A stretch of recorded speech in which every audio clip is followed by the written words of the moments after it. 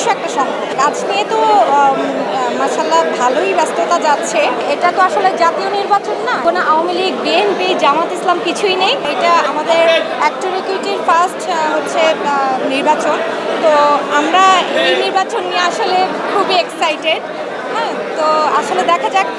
সবাই তো আসলে আমাদের কলিগ যারা দাঁড়িয়েছেন সবাই আমাদের আপনজন।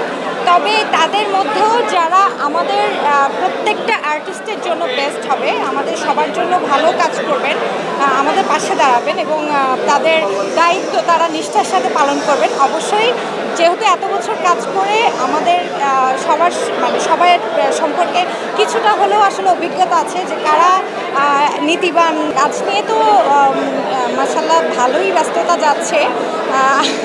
তো আজকে তো আসলে কাজ ছিল না, বিগত আজকে আমাদের ভোট, খুবই স্পেশাল একটা দিন। তো আজকে আসলে আমার মনে হয় না খুব আমরা কোনো আর্টিস্টই আসলে আজকে দিনে কাজ রেখেছি।